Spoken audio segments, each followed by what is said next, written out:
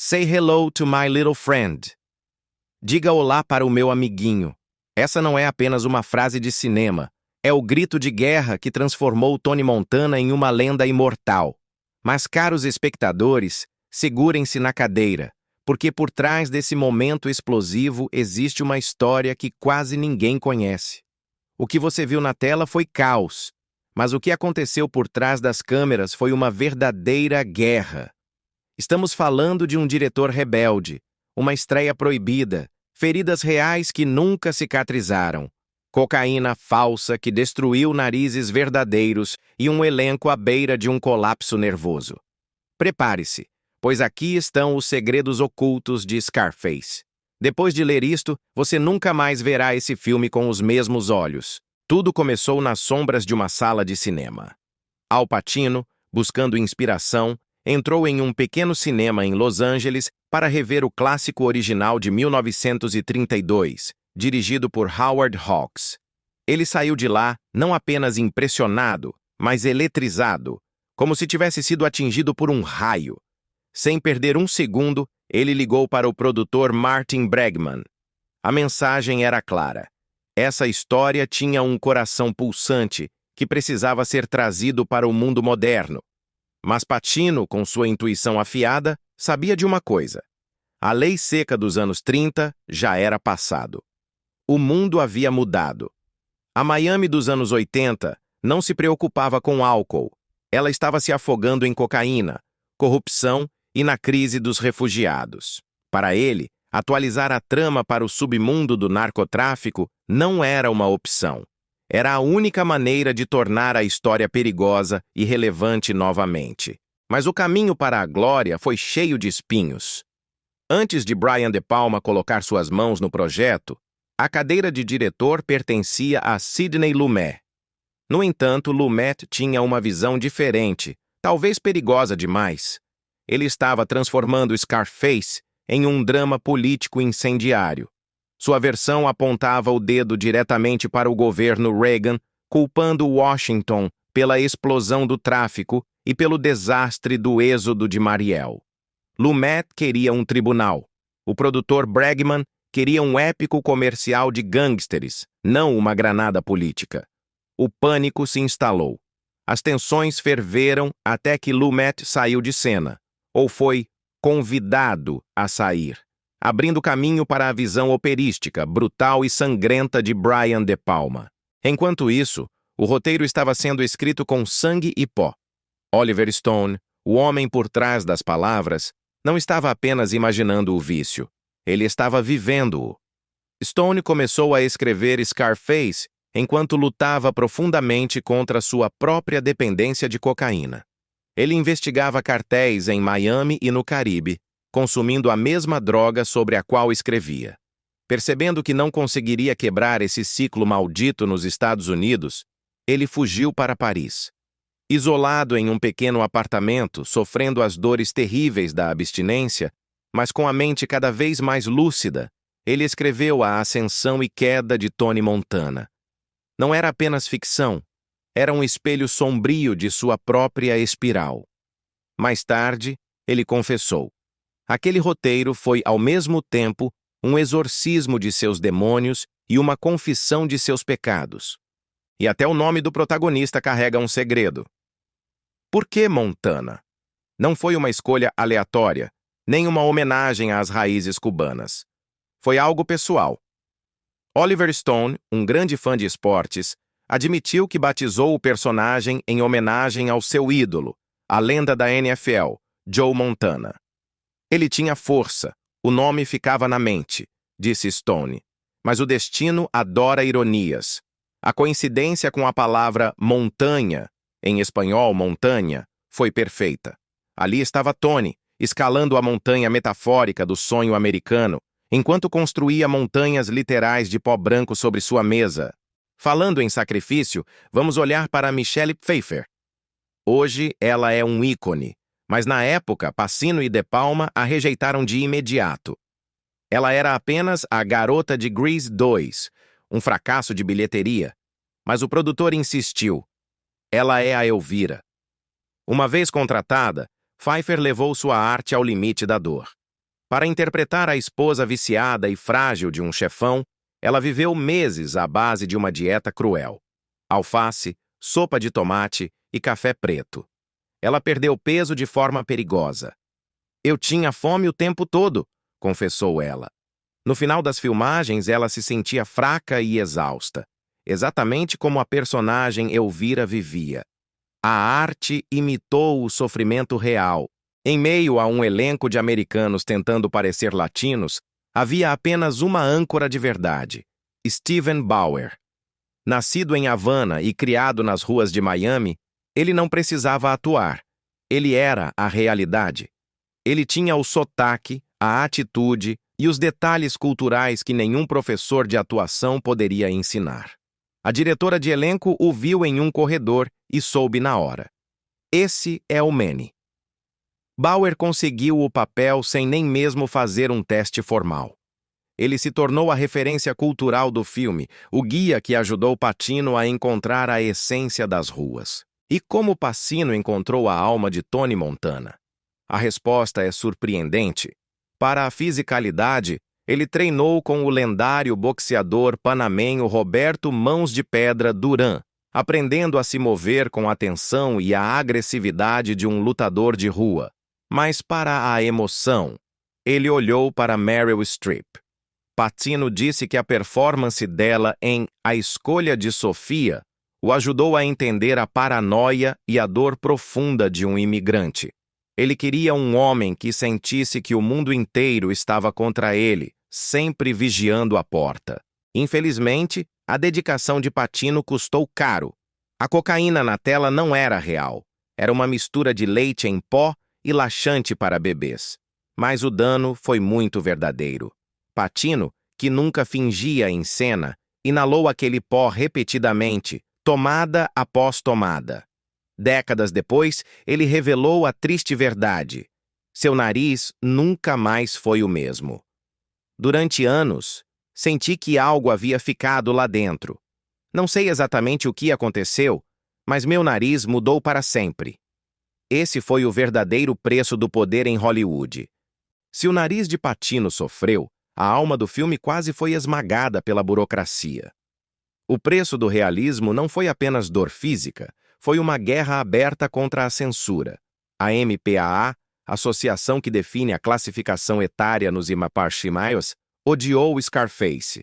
Eles o rotularam como excessivamente violento e cravaram um X na capa, uma sentença de morte comercial que proibiria a exibição em grandes cinemas.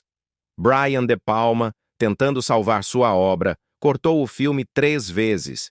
3 vezes ele voltou e 3 vezes foi rejeitado. Foi então que o produtor Marty Bregman jogou sua cartada final, um movimento de gênio. Ele reuniu agentes reais de narcóticos para assistir ao filme. O veredito deles? Isso não é violência gratuita, é educativo. É assim que o mundo das drogas funciona. Esse testemunho virou o jogo e garantiu a classificação R. Mas De Palma não estava satisfeito. Furioso com os cortes que foi obrigado a fazer, ele cometeu o ato final de rebeldia.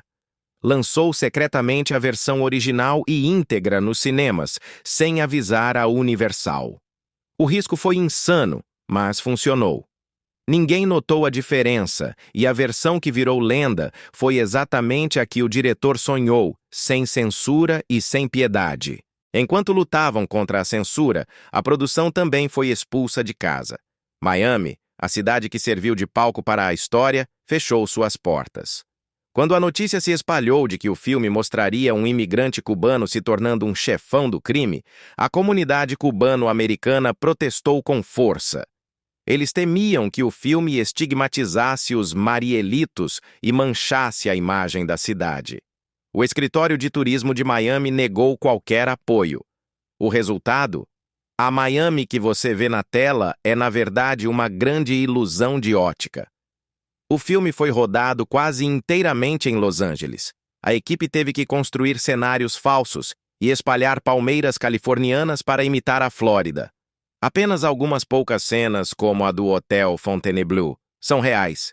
O resto é pura magia do cinema enganando nossos olhos. Mas nem tudo era truque. No set de Scarface, o perigo era real. Durante a filmagem daquela sangrenta batalha final na mansão, o caos saiu do controle. Um efeito explosivo detonou antes do tempo, ferindo 2 dublês e paralisando a produção por dias. E o próprio Tony Montana não escapou ileso. Em uma tomada intensa, Al Pacino escorregou e agarrou o cano de uma metralhadora que acabara de disparar dezenas de tiros. O metal estava fervendo. Ele queimou a mão esquerda tão gravemente que não conseguiu segurar nada por mais de uma semana. A violência de Scarface não parecia apenas real, lembrou Pacino. Ela deixou cicatrizes reais na minha pele. No meio desse caos masculino havia uma força feminina avassaladora. Miriam Colon, a Mama Montana. Ela trouxe uma autenticidade feroz ao papel, condenando o império do filho com uma fúria moral que gelava a espinha. Mas aqui está o segredo. Na vida real, ela era apenas 4 anos mais velha que Al Pacino. Ela conseguiu o papel não pela idade, mas pela intensidade. Colon, uma gigante do teatro, entregou uma das atuações mais poderosas do filme. Anos mais tarde, seu talento foi reconhecido com a Medalha Nacional das Artes pelo presidente Obama. Ela faleceu em 2017, aos 80 anos, provando que o talento não tem idade. Você já notou como os tiroteios em Scarface parecem diferentes de outros filmes de ação da época? Há uma razão técnica para isso. Em muitos filmes, os tiros parecem desconectados da realidade.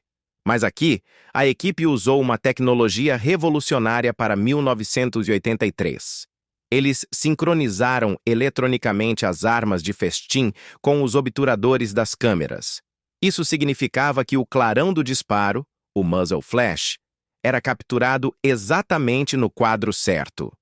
Cada tiro de Tony Montana parecia aterrorizante porque visualmente era mecanicamente perfeito. Era uma sinfonia de luz e morte. E o que dizer da voz de Pacino? Aquele sotaque áspero, os gritos constantes, a fúria explosiva. Tudo isso cobrou um preço alto. Al Pacino levou suas cordas vocais ao limite absoluto. Eu não percebi que estava me machucando, confessou ele depois. Durante a produção, ele perdeu a voz várias vezes e precisava de repouso absoluto entre as tomadas. Mesmo anos depois de Scarface, sua voz nunca mais voltou a ser a mesma. Aquela textura rouca e profunda que hoje associamos a ele nasceu ali, no calor daquela atuação. Tony Montana deixou uma marca permanente não só na carreira de Pacino, mas em sua própria garganta. Hoje, Scarface é um ícone pop, mas em 1983, ele era um pária global. O filme não ofendeu apenas os críticos, ofendeu nações inteiras.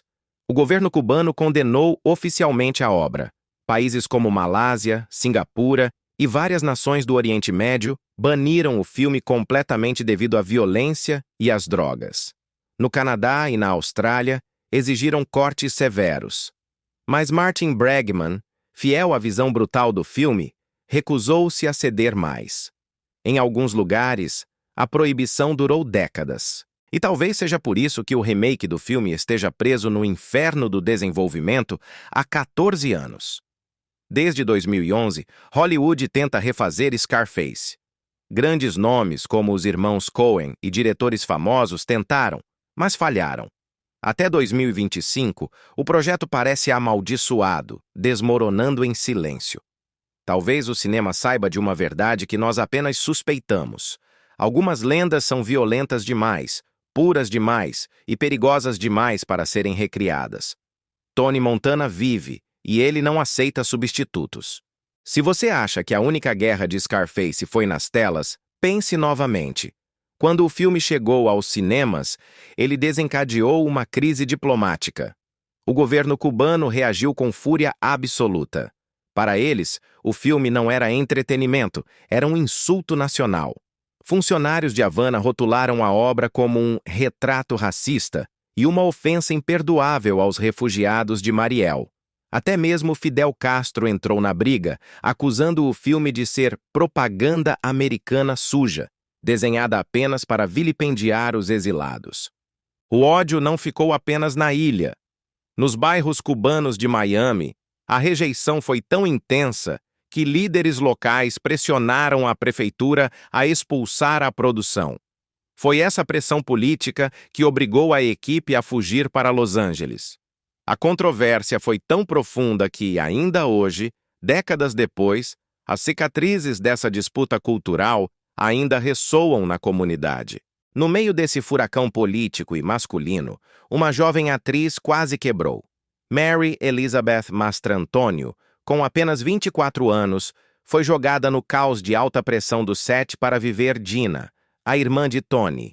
Ela não estava preparada para o estilo de direção tirânico e perfeccionista de Brian De Palma.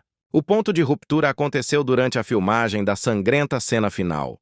Segundo relatos da equipe, Mary perdeu uma deixa de atuação e foi repreendida publicamente pelo diretor. Devastada e sentindo-se humilhada, ela saiu do set em lágrimas, pronta para desistir de tudo. Quem a salvou? Al Pacino. O irmão da ficção agiu como um irmão na vida real, pedindo desculpas em nome do caos e ajudando-a a se recompor. A cena poderosa que você vê no filme foi gravada logo depois desse momento de fragilidade real. A dor nos olhos dela não era atuação, era verdade. É difícil acreditar hoje, mas Scarface nasceu como um fracasso. Quando estreou em 1983, a crítica especializada massacrou o filme. O lendário Roger Ebert deu apenas 2,5 estrelas. O The New York Times o descartou com desprezo, chamando-o de um banho de sangue autoindulgente. Os estúdios ficaram envergonhados e a bilheteria foi apenas moderada. O público respeitável da época ficou confuso e chocado. Mas o tempo é o senhor da verdade. Na década seguinte, algo mágico aconteceu.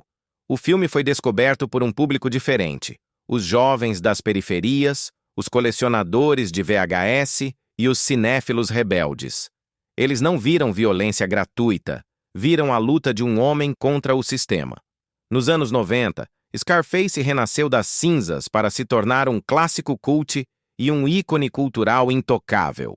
O fenômeno cresceu tanto que a imagem superou a obra.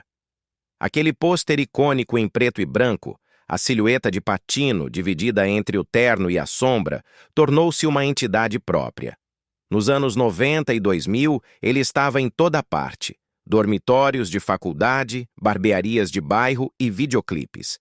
Houve um momento bizarro em que as vendas do pôster superaram o lucro das vendas do próprio filme em vídeo.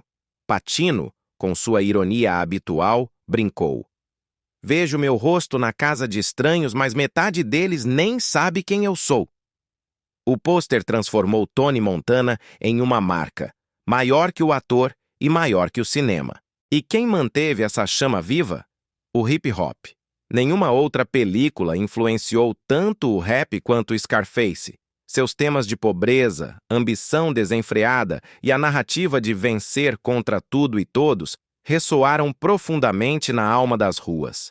Lendas como Jay-Z, Nas, Biggie e Wu-Tang Clan adotaram Tony Montana como um padrinho espiritual. O rapper Scarface, do grupo Geto Boys, literalmente tomou seu nome do filme. Tupac Shakur resumiu o sentimento de uma geração ao chamar Scarface de o filme mais real já feito. Para eles não era apenas cinema, era uma escritura sagrada sobre sobrevivência. 40 anos depois, Scarface ainda nos atinge como uma bala no peito. Por trás do sangue, das armas douradas e das montanhas de cocaína, existe uma obra forjada no caos. Atores que arriscaram seus corpos, um diretor que desafiou o sistema e um legado construído sobre a censura e a controvérsia.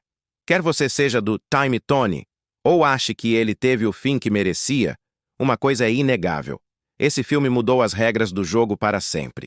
E agora eu pergunto a você: qual desses segredos mais te surpreendeu? Você acha que deixamos passar algum detalhe selvagem? Deixe sua opinião nos comentários. E se você quiser continuar mergulhando nas histórias ocultas e nas lendas mais perigosas de Hollywood, curta este vídeo, compartilhe com seus amigos e inscreva-se no canal. Até a próxima história!